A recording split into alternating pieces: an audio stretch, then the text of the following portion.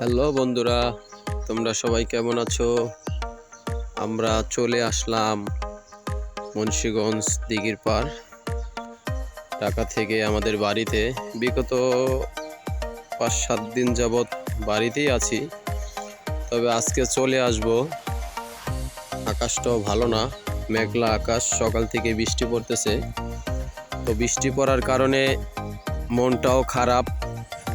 এদিকে আমরা হয়তো চাষবাস করি না, আমাদের আত্মীয় স্বজন এই যে আলু লাগাইছে, এগুলা আলু লাগানো কমপ্লিট। আলু লাগানোর কেলটা এরকমই হয়। এখনো আলুর কোনো গাছ আসে নাই। এটা লাগাইছে হলো সর্বোচ্চ 4-5 দিন, 5-6 দিন এরকম হয়েছে।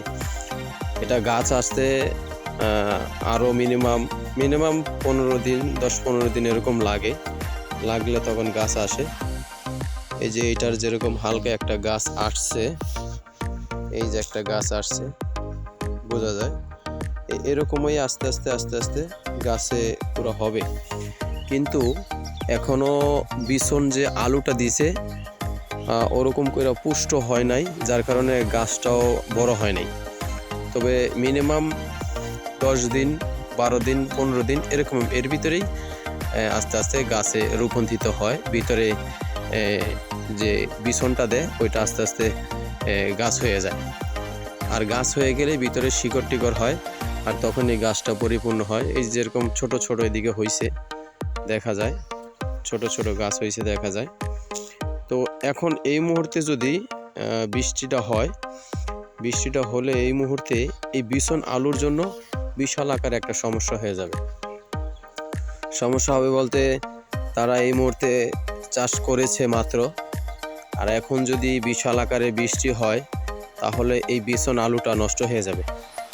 নষ্ট হয়ে গেলে এই মাঠ, এই চাষি জমিটা, মাটিটা এখন পুরো শুকানো। এই আলুটা যখন লাগায়, জমিটা মিনিমাম 5-7 বার চাষ দেয়।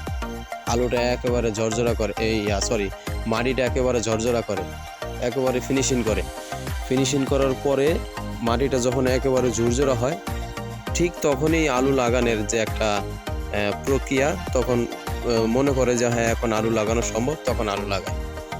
এখন আলু লাগানো কমপ্লিট, বৃষ্টিও প্রচুর আকারে হয়ে গেল, তখন কি হয়, এই মাটিটা আবার কাদা হয়ে যায়।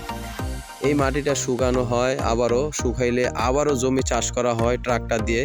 চাষ করার পরে জমিটা শুকানোর পরে আবারও ঠিক এরকম সেম করে আলু লাগানো হয়। তো এতে দেখা গেছে কি, তাদের ফির জমি চাষ করা, নতুন করে আলু বিছন দেওয়া, বিছন আনা, আবার এই বদলি কামলা নেওয়া, এতে এদের জন্য অনেকটাই খরচ এবং কি কষ্টকর হয়ে দাঁড়ায়। তো এই সময় যদি বৃষ্টিটা হয়, এতে বর্তমান আমাদের মুন্সিগঞ্জ টঙ্গিবাড়ি 2 থানার ভিতরেই আমাদের এদিকে আলুটাই সবচেয়ে থেকে বেশি। তো এই মুহূর্তে যদি আপনার বৃষ্টিটা হয়, এতে সবচেয়ে থেকে ক্ষতিগ্রস্ত হবে আমাদের মুন্সিগঞ্জ বিক্রমপুরের আলুর ব্যবসায়িকরা বা আলু চাষিরা, যারা আলু চাষ করে থাকেন। তাদের জন্য খুব কষ্ট এবং দুঃখজনক হয়ে উঠবে। তো আমরা দোয়া করি আল্লাহর কাছে, যাতে এমনিও শীতের দিন, বর্তমান যে কুয়াশাটা থাকে, এখনও কিন্তু ফুল কুয়াশা, এখনও চতুর সাইডে ফুল কুয়াশা। এই কুয়াশা থাকলেই এই কুয়াশার যে তুষারের যে পানিটা, এই পানি জমিটারে একেবারে ইয়ে করে থাকে, মানে ভিজা ভিজা রাখে। এই ভিজাটাই এনাফ। এতে কি হয়, এই ভিজাতেই আলুটা সুন্দর ওঠে আস্তে আস্তে করে গাছে রূপান্তরিত হয়ে যায়, আলুটা পুষ্ট হয়ে যায় আস্তে আস্তে ধীরে ধীরে। এখন যদি এর থেকেও যদি বেশি আকারের বৃষ্টি পানি জমে যায়, তখন কিন্তু বিছনটা নষ্ট হয়ে যায়। কিন্তু বৃষ্টিটা হওয়ারও সময় আছে, মিনিমাম গাছটা অন্তত 1 বিঘা হয়ে উঠবে, তখন অটোমেটিকলি পানি দেওয়া দরকার। ঠিক তখনই যদি বৃষ্টিটা হয়, এতে দেখা গেছে তাদের জন্য কোনো সমস্যা নাই, বরঞ্চ তারা উল্টা খুশি হয় যে এখন তো আমাদের পানি দেওয়ার সময়, এখন বৃষ্টি আসছে, যাক আলহামদুলিল্লাহ, অসুবিধা নাই। কিন্তু এখন হলো গাছ বেড়ে ওঠার সময়, বিছন লাগাইছে মাত্র, এখন যদি বৃষ্টি হয়, তাদের জন্য খুবই দুঃখজনক, কষ্টকর। তো আপনারা সবাই দোয়া করবেন মুন্সিগঞ্জ বিক্রমপুরের আলু চাষিদের উপর, যাতে এই সময়ে ভারী আকারের কোনো বৃষ্টি না হয়, কারণ এই সময় ভারী আকারে বৃষ্টি হলে তাদের জন্য অনেক কষ্টকর এবং কি ক্ষতিকর হয়ে দাঁড়াবে। তো আমি আজকে ঢাকায় চলে যাব। এই বৃষ্টির কারণে বৃষ্টি মেঘলার কারণে আমিও যাচ্ছি না, যদিও মোটরসাইকেল নিয়ে আসছি। তো চিন্তা করলাম যে যদিও আমার চাচা বা আমার আত্মীয়স্বজন বা আমার শ্বশুরবাড়ির আত্মীয়স্বজনরা আলু লাগাইছে প্রচুর, যেরকম আমার বড় ভাইরা আলু লাগাইছে প্রায় 40-45 বিঘা আলু লাগাইছে অলরেডি। আজকেও ফোন দিলাম যে এখনও তারা আলু লাগাচ্ছেন, এখনও 2 কানি জমিন বাকি, প্রায় 42 কানি জমির ভিতরে এখনও 2 কানি জমিন বাকি আলু লাগানো।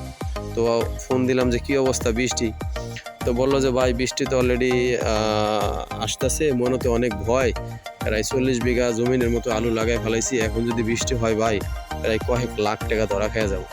তো আসলে ওনার এই কথাটা শুনে খুবই খারাপ লাগলো। খুব খারাপ লাগার পরে আমি বাসায় বসে থাকলাম আর চিন্তা করলাম যে এই মুহূর্তে আমি যদি আলু খেতে যাই, যদি আপনাদের কাছে বা এই আলু চাষিদের উপরে কিছু কথা তুলে ধরি, এতে মনে হয় আলু ব্যবসায়ীদের বা আলু চাষিদের মনের যে কথা বা আকাঙ্ক্ষাগুলো হয়তো তারাও আমার ভিডিওর মাধ্যমে শুনে কিছুটা হয়তো আনন্দ পেতেও পারে যে না, আমাদের এক ভাই আমাদের মুন্সিগঞ্জ বিক্রমপুরের যে আলু ব্যবসায়িক বা আলু চাষিদের নিয়ে 2-4টা কথা বলেছে, যাক আমাদের মনেও খুব ভালো লাগলো বা ভালো লাগতেও পারে।